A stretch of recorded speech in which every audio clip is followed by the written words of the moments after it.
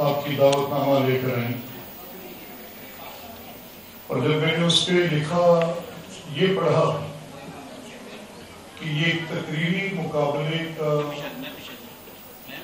آپ کا آج کا دن ہے، تو مجھے بڑی خوشی ہوئی، اور میں نے ریفلیکشن کی، میں نے اپنی میموری کو جاگ کیا کہ when was last time I was in any declamation contest.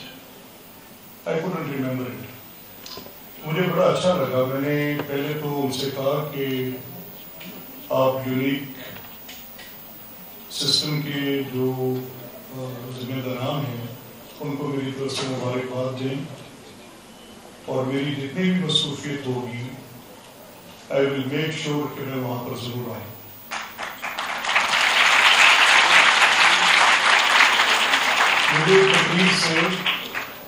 مجھے تقریر سے بہت لگاؤ ہے.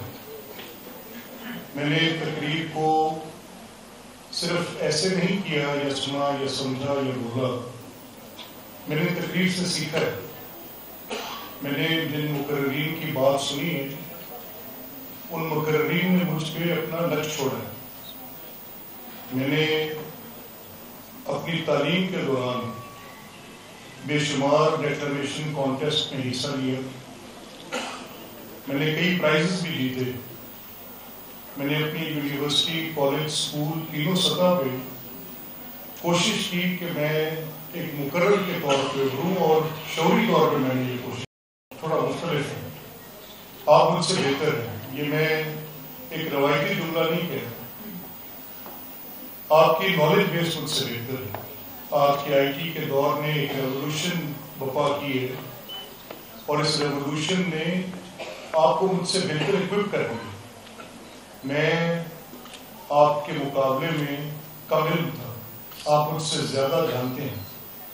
آپ کے پاس یہ صلاحیت ہے کہ آپ on palm of your hand you can access the whole world in minutes.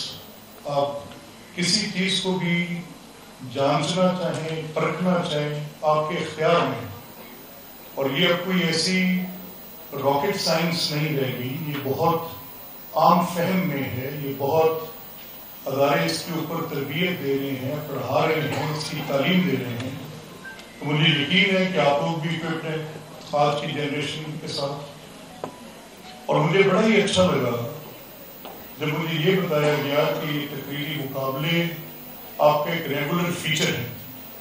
میرے ایک بڑے شکوے ہیں. میں تمام ارباب اختیار اقتدار کے سامنے اور جو ذمہ داران تعلیم ہیں ان کے سامنے، جو میری ان بیٹیوں کی تربیت کے ذمہ دار ہیں ان کے سامنے، بیٹوں کی تربیت کے ذمہ دار ہیں ان کے سامنے، میں اپنا معافی الضمیر بڑا کھل کے بیان کرتا ہوں.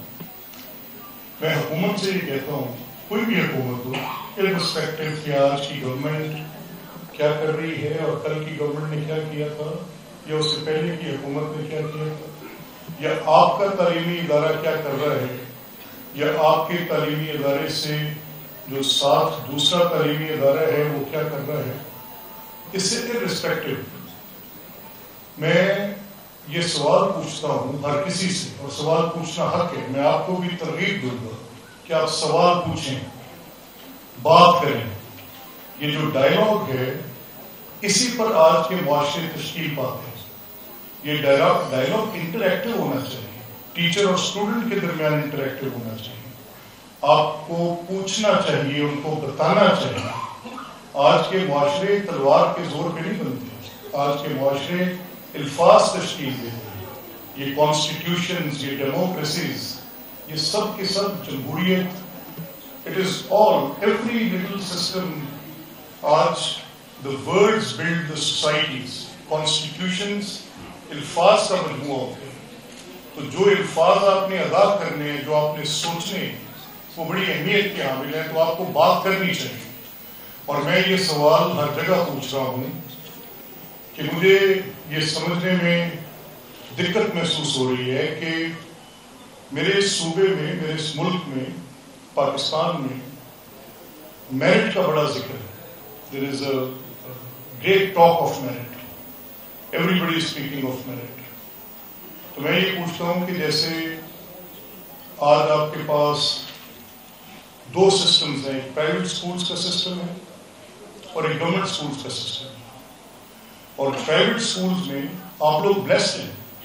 The girl sitting in front of me, آپ لوگ بلیسڈ ہیں کہ آپ ایک ایسے نظام سے منسلک ہیں جہاں پر اوسطاً ایک بچے پر ایک ہفتے میں 50,000 روپے سے لے کے قریب 11,000 روپے تک خرچ ہو رہے ہیں in 1 week. And I would say with great sorrow that there are children جن پر پورے سال میں صرف $87 خرچ ہو رہے ہیں اور وہ بہت بڑی اکثریت میں. تو پھر جس بچے پر اس کی تعلیم پر ایک طرف اوسطاً 50 سے لے کے 30, 25, 11,000 روپیہ خرچ ہو رہا ہوگا اور ایک بچہ جس پر صرف ایک سال کے اندر $87 خرچ ہو رہے ہوں گے. تو جس پر زیادہ خرچ کیا جا رہا ہے، جس کو بیٹر وے میں امپارٹ کی جا رہی ہے ایجوکیشن، تو وہ تو پھر اس 100 میٹر کی ریس میں ایک ہینڈی کیپ پہ کھڑا ہے at least at the handicap of 75 feet. تو یہ تو بہت بڑی ناانصافی ہے. یہ میرٹ کیسے ہوگا؟ اگر میں ان دونوں کو کہوں کہ اکٹھے کمپیٹ کرو تو کیسے merit who? It is somehow a question to be asked. اور آپ لوگ جو آج یہاں پر جب میں آیا تو مجھے بڑا اچھا لگا. یہ یہاں پہ جو تصاویر ہیں undoubtedly they are the greatest of the greatest اپنے ٹائمز کے. ابراہم لنکن ہیں، ونسٹن چرچل ہیں، نیلسن منڈیلا ہیں، father of nation Quaid Azam محمد علی جناح ہیں، ڈاکٹر مارٹن لوتھر کنگ ہیں، جان ایف کینیڈی ہیں، سسرو ہیں. دے آر آپ کو ان تصاویر سے یہ ضرور ایک عکس لینا چاہیے کہ آپ کے اساتذہ کرام نے ان تصاویر کو یہاں کیوں پلیس کیا. بڑا اچھا ہوتا یا نواب بہادر یار جنگ کی تصویر بھی ہوتی، مجھے بہت ہی اچھا لگتا. مجھے سر ظفر اللہ خان کی تصویر یہاں بہت اچھی لگتی، وہ بھی اپنے وقت کے انتہائی زبردست مقررین تھے. مولانا محمد علی جوہر ان کی تصویر ہوتی. لیکن ان تصاویر کے ساتھ آپ کو ایک انسپریشن نوٹ ملتا ہے. وہ نوٹ یہ ملتا ہے کہ جب آپ کو بلیسڈ چائلڈ کے طور پہ میں نے آپ کو بتایا کہ آپ کیوں بلیسڈ ہیں، آپ کو ایک اچھی ٹریننگ دی جا رہی ہے، آپ کو ایک اپرچونٹی دی جا رہی ہے کہ you should master your abilities, آپ اپنے آپ کو اور نکھار پیدا کریں، آگے بڑھائیں. اور اس میں آپ کو چاہے فن تقریر کا ہے، چاہے فن تحریر کا ہے، چاہے فن آپ کو کوئی بھی صلاحیت جو آپ کو ملنی چاہیے وہ آپ کو دی جا رہی ہے، آپ کے انسٹیٹیوشنز یہ آپ کو دے رہے ہیں، تو پھر آپ کو اس میں ایکسل کرنا چاہیے. اور ایکسل کرنے کے لیے رول ماڈلز آپ کے سامنے ہوتے ہیں. These are the role models which you have here. ان کے لوگوں نے دنیا کے نقشے پہ اپنے بڑے گہرے نقوش چھوڑے ہیں، اس میں کوئی شک نہیں ہے. آل آف دم جن کی تصاویر آپ کے اس ڈیکلمیشن کانٹیسٹ میں آپ کے سامنے سمبلائز کی گئی ہیں کہ آپ نے انسپریشن ان سے لینی ہے، اس پہ آپ نے ضرور غور کرنا ہے. Nothing is inconsequential whatever is been done. اگر میں یہاں پہ آپ تک آیا ہوں تو میرا آنے کا مقصد صرف اور صرف آپ لوگوں کو ایک تحریک دینا ہے. مجھے اپنی بیٹیوں کو یہ بتانا ہے کہ جو ایک کنونسنگ پاور ہے، جیسے ڈاکٹر صاحب بھی کہہ رہے تھے، آئی لائک ہز آرگومنٹ، مجھے اچھی لگی ان کی بات، کہ جو بھی چیز آپ نے کسی سے کمیونیکیٹ کرنی ہے، anything you want to convey, اس کمیونیکیشن میں کہ میٹر کرے گا کہ آپ کیسے کس انداز میں کہہ رہے ہیں. آپ کا وہ انداز ہر صورت میں سننے والے کے اوپر اپنا اثر چھوڑے گا. اگر آپ کی بات مؤثر ہے، اگر آپ کا لہجہ درست ہے، اگر آپ کی بات میں وزن ہے، تو وہ کوئی ممکن ہی نہیں ہے کہ اس بات سے، اس انداز میں کہیں بات سے اثر نہ لے. تو communication skill is very important. میں نے ابھی جن دو بیٹیوں کی بات سنی، تقریر سنی، مجھے اچھا لگا. میں اصولی طور پہ تو جنگوں سے ڈرنے والا آدمی ہوں.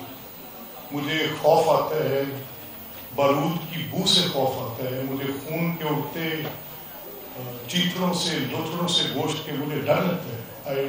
I don't like that smoke and that وہ جو بربادی میرے ذہن پہ ایک نقش ہے. میں نے ابھی دیکھ رہا ہوں وہ ڈیبریز دیکھ رہا ہوں, وہ فلسطین کی ڈیبریز دیکھ رہا ہوں. وہاں پر میں دیکھ رہا ہوں کہ کس طرح سے صفاقی carelessness is so huge. It is مطلب اتنی زیادہ ہے کہ میں اپنے الفاظ بھی نہیں دے سکتا کہ کس طرح ممکن ہے کہ اس ربل کے اندر, اس ڈیبریز کے اندر, جہاں پر چاروں طرف خون, بارود, دھواں اور ایک عجیب سا نقشہ اور چاروں طرف بربادی نظر آ رہی.